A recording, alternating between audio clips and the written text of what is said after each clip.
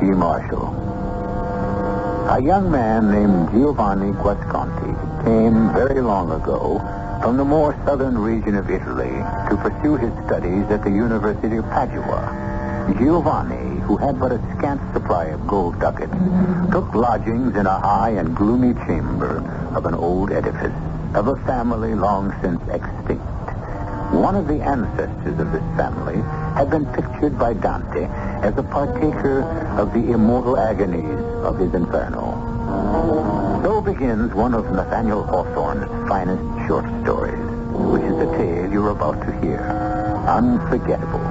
Not alone as literature, but because it haunts and shocks to the root of the soul. For some purpose, Giovanni, this man of science, Dr. Rappaccini, is making a study of you. I know that look of his. If you know him not, how should he know you? Dr. Baglioni, I would only be surmising, and it is a subject I would rather not pursue. Heed me carefully. I would stake my life that if you are not already one of Rappaccini's inhuman experiments, you are marked for it.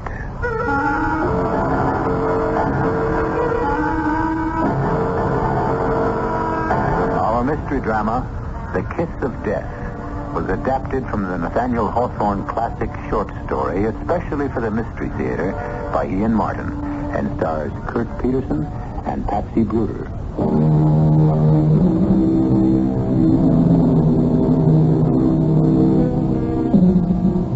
Nathaniel Hawthorne described Giovanni as having a remarkable beauty of person, rather a Grecian than an Italian head, with fair, regular features and a glistening of gold among his ringlets. But the story he wove about him was as dark and menacing as his looks were light and open, and the terrible and tortuous fate which lurked in waiting for him was as exquisitely agonizing as any Dante contrived for his lost souls in the 7 rings of hell. I did not catch your name, senor, as we boarded the coach. Giovanni Guasconti. And mine, Salvatore Bergamo. You are young for an occupation. I am a student, sir. And not from our Tuscany? No, sir. From the south, Napoli. How came you then to Venice? By boat. All the way around the Booth. There was no one of my family left, save only an uncle who died and left me a small estate to study with a friend of his in Padua. You do not go then on to Verona? No, sir. I must find a place to live with as few ducats as I possess, and then seek out my uncle's friend who teaches in the medical school. Not by any chance Giacomo Rappaccini? No, I do not know that name. So much the better for you. It has a large reputation through Italy, but not of the best. Who is your sponsor? Are you a medical man, Signor Bergamo? Un dottore? By the faith, no. I am an exporter and importer of goods. It is in the course of the latter half of my business dealings I have run afoul of Dr. Rappaccini. Run afoul? I speak too freely to strangers. It is a fault of mine. I say only that Dr. Rappaccini has deep and strong interest in potent and very dangerous drugs, or rather in plants that produce them. You are a young man of open heart and seeming promise. I am glad you will not be associated with him. Did you tell me your sponsor's name? No. It is Master Pietro Baglioni, doctor, professor at the university. Where do you stay in Padua? I have no idea. Not with your Dottore Baglioni? Oh, no. He was a friend of my uncle's, but only a distant acquaintance of the family. I would not have him beholden to me further. Marco, I like you, boy. You have a good heart and an ease of manner that befits you well. Here. There is in Padua an old nurse from our family who came into some property in a large house. Here is her address and a note from me. I am sure Dame Elisabetta Falcone will settle you comfortably and within your purse. Had I a son, I cannot think of quarters where you could be better or safer lodged.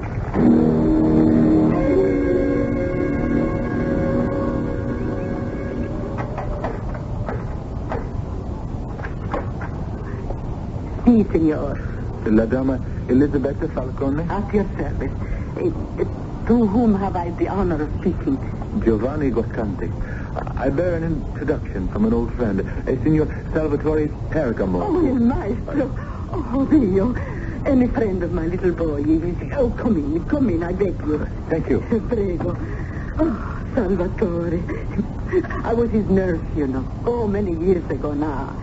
Tell me, how is he? In good health? Happy? In the most excellent health, I should say, judging by his girth. Oh. He gave me a letter for you, asking you forgive the script. Oh, bless the master.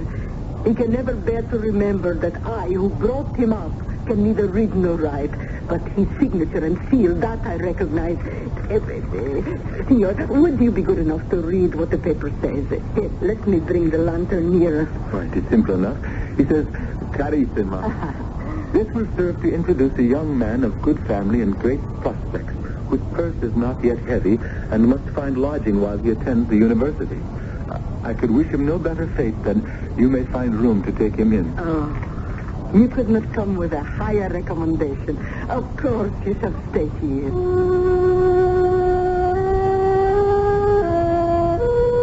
I followed her up the curving marble staircase. The ceilings and walls finished in great old frescoes. The paint now molding and peeling from the walls. I have a few tradesmen who board on the lower floors. Too damp and musty for the young maestro. I'm afraid you're not very taken with Padua. I miss the sun. There's a chill here in the bones. Or in the heart. You're homesick? I have no home left. My parents, all my family, are dead. Ah, then, that is enough to dim the sun for anyone. Ecco, signor. Magnifico. But can I afford it? Oh, no one else is young enough to climb the stairs. But you have seen nothing yet. Come to the window. How beautiful. And how strange. Oh, surely there is as bright a sunshine as you left in Naples. Bright, though not so warm. But what a magnificent garden. Is it not something? It's special. Very. A botanical garden, and so lovingly cared for. Does this belong to the house? Oh, no, senor. No, it's from the villa next door. Such strange exotic plants. The purples and the magentas. I don't recognize any of them. No more than I. Observe the gigantic leaves, the huge, heavy blossoms. They're all imported, of course, for the great man who owns them. You see, that is he. You can see working at one of the beds, by the stone urn near the statue. Surely that is no gardener in the scholar's garb, black? Oh, bless us, no. He permits no one else but himself to come near his plant. That is Dr. Rappaccini himself. Rappaccini? Ah, even in Naples you've heard his name, huh? No, not in Naples. More recently. Oh, well, I'm sure he's famous all over Italy, and Europe, and the world, for that matter. So, will the room suit you, do you think? Admirably. But if it will suit my purse. Oh, we shall arrange that when you join us for the evening meal. If you will be my guest. How kind. Oh, thank me later, young gallant. You may have the more reason. Keep your eye on the garden. There is one flower that adorns it, more beautiful than any you have already seen.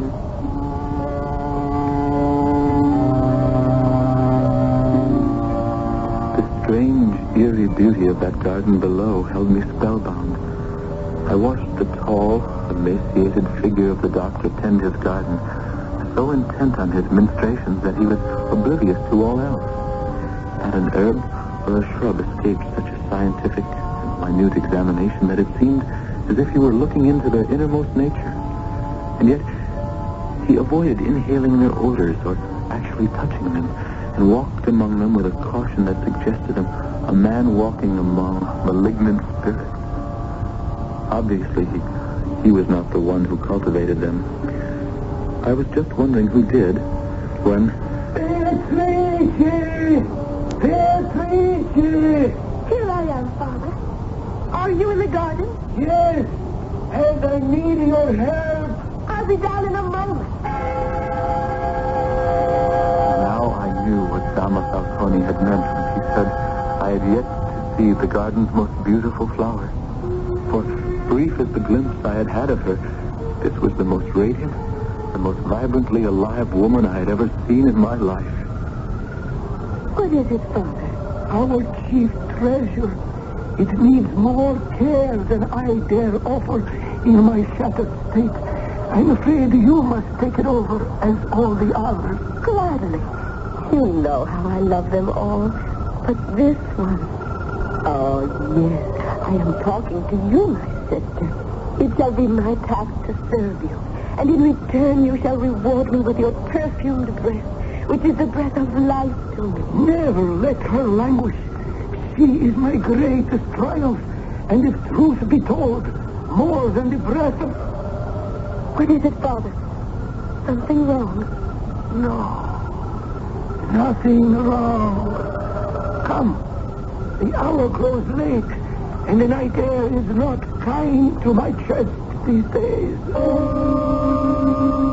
Was the sickly, somehow menacing Dr. Rappaccini merely finished with his garden inspection?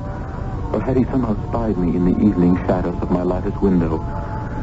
A bell sounding below took me away from my speculations, and I quickly descended to supper.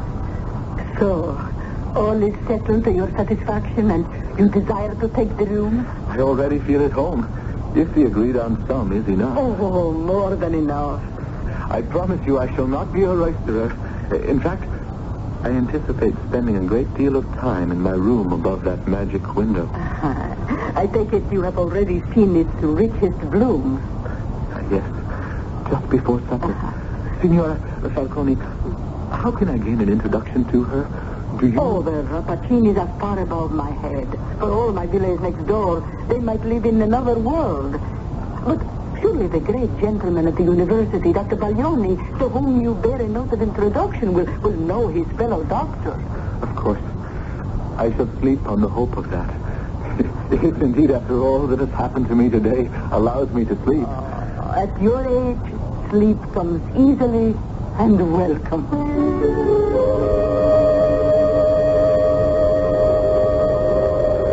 When I awoke, I had overslept and was bone weary from my travels and my new environment. But I was brought to immediate life by the sound of a voice already adored outside my window. Father, must you leave so soon? I have a lecture at the university. Is all well with you here? Of course. I have been tending my sister. See how she lifts her head today since I've fed and nourished her. All velvet and sheen and rich and glimmering like the most precious of stones. You breathe a new life on it. As it does on me. You are the richer by far. If either of us are. What would we have without each other? You are lonely, Bellissima. For a little human companionship. Quite right. I must provide you some. But how? We could have a ball or a dinner party. No. Not in this house. No. I know since Mother has gone you've become a recluse, but it is changing. It is time to think of me. I know, and I promise I shall. But it is not a simple matter. I can wait, but not too much longer. I promise you, you shall not have to.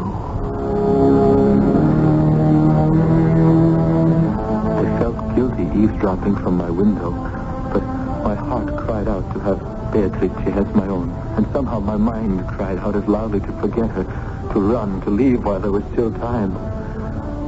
Time for what? And then, suddenly, I realized what was so strange about the garden. All about me, outside it, in other trees, the birds twittered and swooped and lived their lives. But in the garden of my loved one, no bird lived, and no bird sang.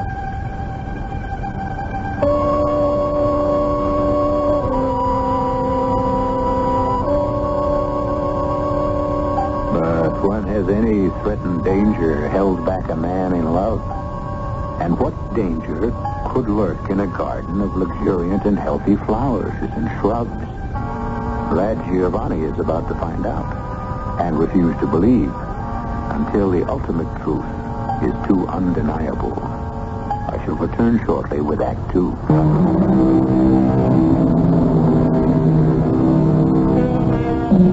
There is an influence in the light of morning that tends to rectify whatever errors of fantasy or even of judgment we may have incurred during the sun's decline or in the less wholesome glow of moonlight.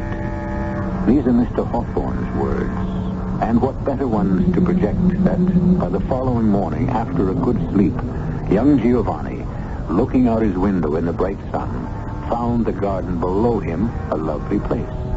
It was time to present himself at the university and to meet his sponsor, Il Dottore Baglioni. So, you wish to study medicine, I wish to provide myself with a livelihood, since my patrimony will soon be exhausted. Oh, frankly spoken again. I like you. I think we might make a doctor of you yet. Report to me tomorrow at the hour of 6 in the morning. Now, you say you are settled with somewhere to stay? Yes, sir. At La Dama Falcone's house on the Via Eletto. Via Eletto. Is that near Il Dottore Rappaccini's house? Yes, the very next villa. I have been given to understand he is a man of considerable renown. Yes, the name is known. I had gathered more than that. Even famous? Rappaccini. A brilliant and amazing man. It is his theory that all medicinal virtues are comprised within those substances we call vegetable poisons. Human life means very little to him. Oh, now and then he achieves a miraculous cure, but in my private mind, these are more probably the work of chance. Well, I must confess, I am only interested in Signor Rappaccini because of his daughter. With at least half the young men in Padua, of whom few have ever seen her face. Nay, nephew of my old friend, in this I am of more hindrance than help. I'm afraid an attempted introduction from me to my rival or his daughter would amount to the kiss of death. I beg you to stay away from Rappaccini and his wild obsessions. Too close an acquaintance with him might prove for you what I already jokingly termed myself the kiss of death. I returned to my lodgings, and on an impulse, I bought a fresh bouquet of flowers from a florist I passed. Arriving home, I mounted breathlessly to my eyrie and was rewarded to see my enchantress engaged below in the garden. She was in the act of being about to pluck one of the strange, exotic flowers from the special plant by the fountain, when, on an impulse, I cried out, "By your leave, Signorina?" Who called? Giovanni Guasconti, your servant and admirer. Do not pluck that flower. And why not, pray, Signor Stranger? Because I have here such fresh and lovely and healthful flowers as should adorn such beauty and grace. May I dare to toss them to you and ask you to wear them for my sake? Thus? I thank you, good sir. You speak our language softly and in a different manner from what my ears are used to. Are you from some other land? No. I am Italian, as you, but from the south. You seem quite fair. Unlike the other young men I have met. I wish we could meet more formally. And so do I. If I were to call and present my compliments to your father? No. That is not the way. Not yet. But perhaps sometimes we can talk like this. Only it's so far, I wish I could show you my garden. I wish I could walk in it with you. At least if we cannot. Yet. Let me return your gift by throwing you one special flower. I believe it's too far for you to catch it. Since I've already picked it, at least I can try. Ready? As high as you can. Oh, I have it. Oh, no. Don't fall. It had to be one of us, so I let the blossom go. Try again. Not for the world. I would not risk... In the garden, Father. I shall be in directly. You should be in your room tomorrow afternoon. I'm afraid I shall be at my studies at the university. But soon, I hope. Come in. Coming? Yes. So do I hope. Soon. And thank you for my flowers. I will guard them and keep them well. Was it some trick of imagination in the half-light after sundown? But as she turned and fled up the garden path, did my eyes deceive me that my lovely bouquet was already withering in her grasp? What nonsense. I tried to tell myself there was no possibility of distinguishing a faded flower from a fresh one at so great a distance. And my hand, where I had touched her flower, burned with a fever of longing.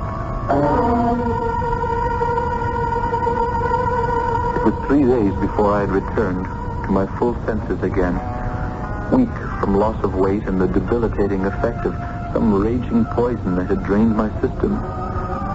I awakened to see Dama Falcone's kind and worried face hovering over my bed.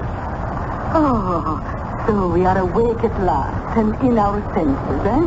Signora, what are you doing in my room? Oh, what have I been doing the last 3 days under the Dottore Baglioni's orders but heaping cool compresses on your brow and feeding you gruel to keep body and soul together? Have I been ill then? Oh, with such a raging of the blood that our good Dottore was worried about you till this morning. What caused it? Even he is not sure. There are infectious germs about this time of year. And after your long trip and the shock of losing your family, Dr. Baglioni thinks you fell prey to one of them. 3 days? What time is it? Afternoon? Oh, it wants several hours of sunset yet. No, you must not sit up yet till the Dottore returns. No, I just want to... Oh, I am weak. Can you see, in the garden, is the Signora Rappaccini there? No one without business save the ducks have been abroad these days. It has rained as if it was time to start building a second ark. Oh, Dio, that will be the good Dottore back. I must go down and let him in. As soon as she had left the room, I found my way weakly to the window. A gray curtain of rain blurred the empty garden below. I staggered back to my bed, my feet unsteady, my brain reeling. Had I really tossed a bouquet of flowers to Beatrice? And did I remember catching but letting fall the blossoms from the garden she threw me in exchange? Then I blacked out again, not to come to till I found Dr. Baglioni examining me. Well. A fine way to start out learning to be a doctor, my young friend, huh? Will it make you a better physician to begin as a patient? I don't know, sir. Well, not if you start out a dead one. But it seems you will recover. What has ailed me? Some unique humor of the blood. Thanks be to God you responded well when I bled you. You should be on your feet very soon. When? How soon? Oh, within the week, no doubt, with one as young and as vital as you. Meanwhile, rest and eat well. The good Dama Elisabetta will see that you are fit to regain the weight you have lost. How can I thank you enough for your aid and comfort? It is good to have a friend in a strange city. More than one. Surprisingly, someone else today inquired as to your well-being with what appeared to be great personal interest. Who? Dr. Rappaccini. What? I was not aware that you had made his acquaintance. Nor have I. But that is welcome news. For if you will follow my advice, you will have as little to do as possible with him. Why do you say that? For some purpose. This man of science is making a study of you. I know that look of his. I have seen that cold illumination as he bends over a bird, a mouse, a butterfly, which, in pursuit of some experiment, he has killed by the perfume of a flower. If you know him not, how should he know you? I would only be surmising, and It is a subject I would rather not pursue. And an acquaintance you had better not either. For, heed me carefully, Signor Giovanni, I would stake my life that if you are not already one of Rappaccini's inhuman experiments, you are marked for it. By the next morning, as I awoke refreshed and feeling myself...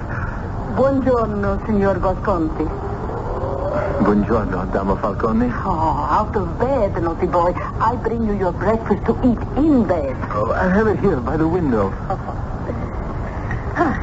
Now, you must eat everything and not allow the attention to wander. Oh, I will eat. I am famished. For food or for a sight of Rappaccini's daughter? I suppose nothing escapes that sharp eye of yours, Mother Falcone. Not much. Or my ears. Oh, I think I could have told that doctor what ailed you better than he. What? I heard you and the signorina talking from the window. I think you are taken with a disease of the heart, no? Beatrice. Yes, but it is hopeless, I'm afraid. If only I could meet and walk with her in the garden. Well, there is a private entrance into the garden from the street. A private entrance to Dr. Rappaccini's garden? Not so loud. Almost any young man in Padua would sell his soul or his birthright to be admitted among those flowers. You may have what little I have if you will show me the way. Oh, Tosh, I want nothing from you. No, I have been well paid already. And here's the key. I give it to you in return for one thing only. What? Name it. You are pale as a ghost and thin as a rail. Mangia, signor, so you don't scare the girl half to death. I ate like a lion, dressed in my very best. My blessed guide, Signora Falcone, led me along several obscure passages. Then, suddenly, we were at the door. I thanked her, turned the key easily in the lock, which must have been oiled. I was in Dr. Rappaccini's garden, practically under my own window. Welcome, senor. You were not surprised to see me? A connoisseur of flowers such as yourself. After the lovely bouquet you tossed me 4 days ago, it is no marvel that my father's rare collection has tempted you to take a nearer view. Was it you who sent this key? I know. Well, then who? I know not. But does it matter? You are here. Come, I will show you our garden. If fame speaks true, you are as deeply skilled in these rich blossoms and spicy perfumes as your father. No. Although I have grown up among these flowers, I know no more of them than their hues and their perfumes. Believe me. Oh, there's the flower you tried to toss me by my window. May the good Lord be blessed you failed to grasp it. Why? I wanted it very much for a keepsake. Methinks you owe me one. I shall pick it for myself. Oh, no! Touch it not.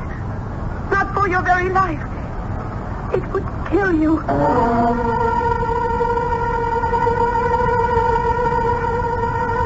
Hiding her face, Beatrice rushes from him into the house, and his eyes following her, behold within the shadow of the entrance the emaciated, ominous figure of the black-clad Dr. Rappaccini.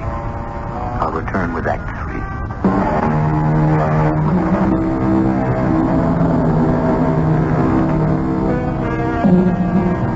Bewildered and shaken by his strange encounter with the girl he loves, Giovanni has stumbled back to his room, suddenly overcome with the debility of his 3-day illness, so faint that he is barely able to climb the stairs to his room. Once there, however, no matter how much his fever-weakened body longs for the bed, instinct or some deeper drive forces him to the window. But how could you have given him the key to visit me if you knew there was danger for him? No danger now, my little one. But to think that thoughtlessly, the other day I tossed a blossom from this to him. Had he caught it, what would have happened to him? He would have died. Oh, sweet Mary, forgive me. You were innocent, my love. It would have been but small help to him. Oh, Papa, How can I let him continue to come, even supposing he ever wants to again? Come inside, daughter. This is no place to talk. We may be overheard if he is back in his room. If we are, then I say this. I know he loves me, as I love him. But for his sake, I think it would be better he stayed away from me. No.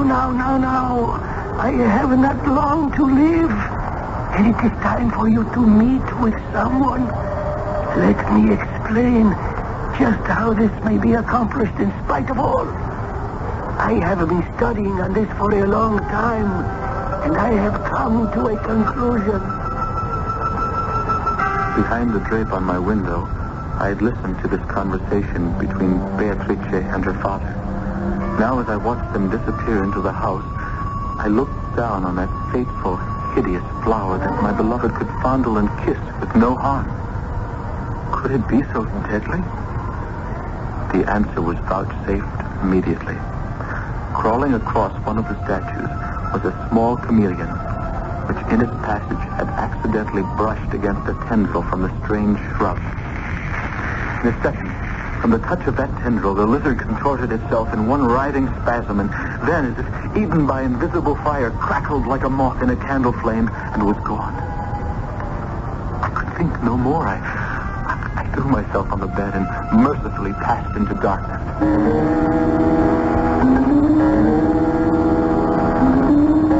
Good morning, my young friend. Good morning, Dr. Baffioni. So, what is this that La Dame is telling me about you having a relapse and other things? Such as? That you have not only talked several times with La Signorina Rappaccini, but that you have also gained access to the garden and met her there. Yes, Signor. That is true. I look at you, and physically you appear to have made a remarkable recovery. This morning, you literally glow with health. It is true. I feel rested and full of life. I'm forced to conclude that perhaps this strange distemper that attacked you is less of the mind than perhaps of the heart. You're right, Doctor. Completely right. I am in love. Beatrice Rappaccini. I feared as much. With no estate or name and with no prospects but a long term of study before me, you consider my suit as hopeless as I consider it hopeless for deeper reasons. I think you must have some suspicions of the truth already. Very well. I've been too late to stop Rappaccini's experiment with his daughter, but at least I can try to stop him from what new experiment he plans for you. For me? What interest could he have in me? I haven't even met the man. Well, where do you think the key came from that admitted you to the garden? Beatrice. Who else? From Rappaccini. Ask the Dama Falcone if you don't believe me. It was placed in her hands by the doctor himself, along with a golden ducat to make sure she brought it to you. But why? I don't understand. Who can penetrate the clouded workings of this tortured mind? A man who would sacrifice his own daughter to his own obsession. Is there nothing we can do for her? I would gladly give my life. Let us not be too hasty. There may be a way to outwit Rappaccini yet. How? You see this little silver flask? It was wrought by the hands of the great Cellini. It must be priceless. Yes. But most of all, because of what it contains. 1/6 of the antidote in it would render all the poisons of the Borgias innocuous. Bestow it on your Beatrice, and we will thwart Rappaccini yet. Once my dear old friends had left, I hastened to dress, my heart buoyed with the hope that the silver flask would make all well. And then came the ultimate blow. A small bird had crashed against the pane of my open window and dropped to the ledge. I went to the poor little creature, lifting it and finding it still alive and only momentarily stunned. Soothingly, I brought it to my lips. touching them to its head, about to make a sound of reassurance. But to my horror, like the chameleon in the garden the day before, the touch of my lips galvanized it into one agonizing spasm, and then it dissolved into nothingness in my hands. At the same moment, the voice of Beatrice called me from the garden. Giovanni, are you there? What do you want of me now, accursed, poisonous witch? Oh, no. Come down to the garden. Let me try to explain. No need for explanations anymore. I am the only being your breath cannot slay. Your kiss may never kill. I stumbled from my room for the door and for the garden. I was a mass of conflicting emotions. Love, hate, despair, and murderous fury as I faced Beatrice in that deadly garden. How can you pretend ignorance? Shall I prove the power I have gained from the pure daughter of Rappaccini? No proof is necessary. So you admit you have cast your poisonous spell on me. You saw what happened to the bird on the window? I saw, but it is not me. Believe me, it is my father's fatal science. How could you have not known? How could I have known? Locked up a prisoner all these years in this garden. My only companions, my father and the flowers. Particularly this evil thing of beauty that I pretended was a sister, because I had no human being to share my love and friendship with. You must have known. You had to know. Yesterday when I reached for the blossom on this venomous vine, you cried out, "Touch it not, it will kill you."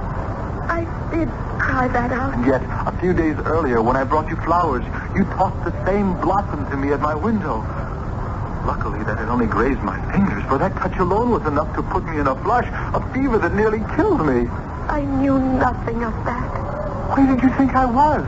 If I had been myself for all the love I had in my heart for you, don't you think I would have been daily at your window? I thought you were at the university studying as you told me you would be. Of course. All innocence. And having failed to dispatch me from a distance, you had to provide me entry to the garden to make sure to...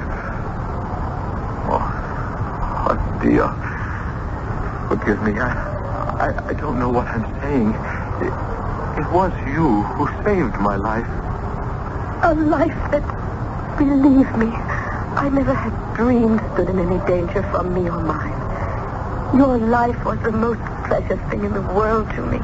And because of it, I had to drive you from me. Why? I was in no danger. Don't you see? I knew nothing till after my father had given you the key. Even then, the one thing he told me was that you must not touch this flower upon pain of death. I was so lonely for you. I loved you so. I wanted only to spend a little time alone with you. I had forgot the flower when you were near, and all the world seemed lovely. Before I knew that I was something hateful and poisonous, sister to that deadly flower. Where did it come from? My father created it. Created it? He knows all the vile secrets of nature. At the very hour when I first drew breath, this plant sprung from the soil, the offspring of his science, his intellect, while I was only his earthly child. But I grew up and was nourished by it. I thought of it as my sister, not as my doom. Not only yours, but mine. Look. No! Giovanni! You see, I picked the flower, and it is as harmless to me now as you. I have put my curse on what I love best. No curse, my daughter. Dr. Rappaccini. No curse! You made us both unclean. Unclean. Look at you.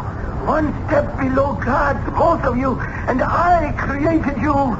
Feel the power that courses through your veins. The magic gift my arts have brought you. You could quell the mightiest enemy with a breath. Shrivel the most monstrous onslaught against you with a touch. What more could you ask than to be as near immortal as man or woman may reach? I would have chosen to be loved, not feared. I am condemned forever to what I am. Our fate is not so desperate, thanks to my friend, Dr. Baglioni. Baglioni, that bumbling bigot. In this flask, Beatrice, is an antidote distilled of blessed herbs which can purify us. Then let us drink. No, I warn you, drink of that flask, and it can bring you only death. So powerful as the poisons you have thrived on, as powerful is that antidote. No human body could stand the conflict. Don't listen to him, Beatrice. Drink, and I will follow. Stop! I will not let you destroy my triumphs. I will shoot you first. He has a pistol. You will have to shoot me first, Father. If death is to be our portion, then let it be for all evil. What are you doing? Uprooting forever this venomous vine. Take it to your own bosom, where it belongs. I am undone. I did not mean to cause his death. I thought he was immune. No. My father was immune to nothing except love. Heaven forgive him.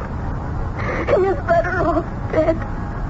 Now, quick, let us drink. It may mean death. You heard Dr. Rabatini. I will not live as I am. Nor I.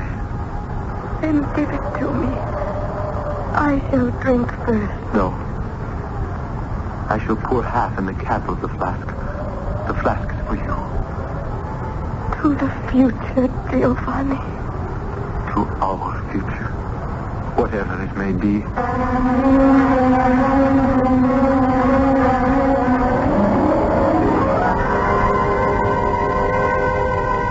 What future did these lovers find? Were they star-crossed as Romeo and Juliet? Or did the gods smile on them like Elizabeth and Robert Browning? Well, what does it matter after all if they were together? A good story doesn't always need an end. At least none beyond that the listener chooses to select. Believe for himself. I'll be back shortly.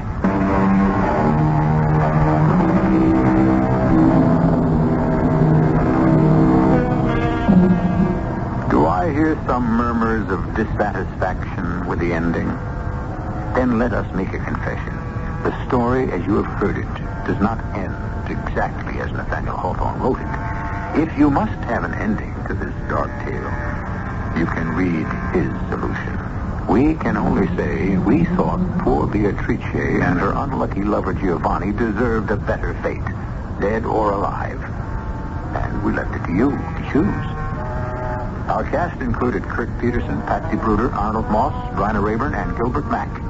The entire production was under the direction of Himan Brown. And now, a preview of our next tale. I wouldn't go in there if I was you. You wouldn't? Folks get lost in there. And a lot of that. Oh, we won't get lost. I have a very good sense of direction. But all the same, you take my advice. You stay out of Dutchman's woods. See, Ronnie? Oh, that's ridiculous. We can take care of ourselves. We're not going to get lost. Nobody aims to, of course. Folks do it, though. Yeah, I was going to ask you if Mrs. Griffin, Sarah, would be willing to put up a picnic lunch for us. Oh, she'll fix you up something for lunch. No trouble about that. Only thing is... Oh, we'll be very careful. Well, I'll just go to talk to Sarah about the lunch then. Thanks. But if I was you, I'd stay out of Dutchman's wood. This is E.G. Marshall inviting you to return to our Mystery Theater for another adventure in the macabre. Until next time, pleasant dreams.